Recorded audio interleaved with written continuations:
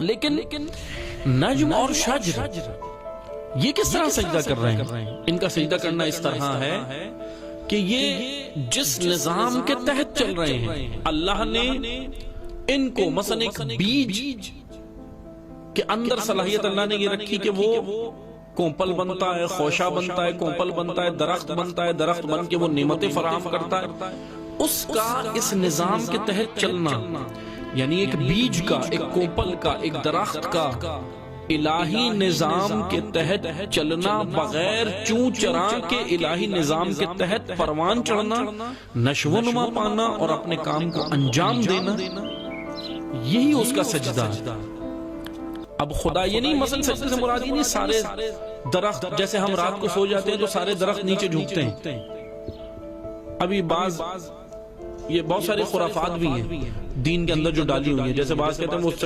رات کو جب ہم سو جاتے ہیں تو درخت نیچے جھک جھک کے سجدے کرتے ہیں جب ہم رات کو سو رہے ہوتے ہیں۔ نہ، اس طرح نہیں ہے، درخت اس طرح سجدہ نہیں کرتا جیسے انسان کرتا ہے زمین پر جھک کر، یا سورج اس طرح سجدہ نہیں کرتا جیسے انسان کرتا ہے زمین پر جھک کر، زمین اس طرح سجدہ نہیں کرتی، بلکہ سمندر، دریا، درخت، کہکشانے، نباتات، حیوانات، یہ اس طرح سجدہ نہیں کرتے جیسے انسان کر رہا ہے، بلکہ ان کا سجدہ یہ ہے کہ جب یہ اللہ کے قانون کے تحت چل رہے ہیں بغیر چوں چرا کے، سمندر اپنے نظام کے تحت چل رہا ہے، سورج اپنے نظام کے تحت چل رہا ہے، سورج اپنے نظام کے تحت تمام اپنی جزیات کو لے کر چل رہا ہے بغیر چوں چرا کے، زمین حکم الہی کے تحت قائم ہے، زمین وہ ساری سہولیات انسان کو فراہم کر رہی ہے جو خدا دینا چاہتا ہے۔ اسی طرح چاند، نباتات، درخت، کوئی درخت یہ نہیں کہتا کہ میں پھل نہیں دوں گا، کوئی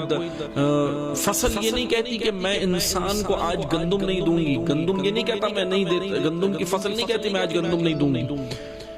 دیگر فصلیں نہیں کہتی۔ کیوں نہیں کہتی؟ کیونکہ ان کا اپنے نظام کے تحت پروان چڑھنا، نشو و نما پانا، یہی سجدہ ہے،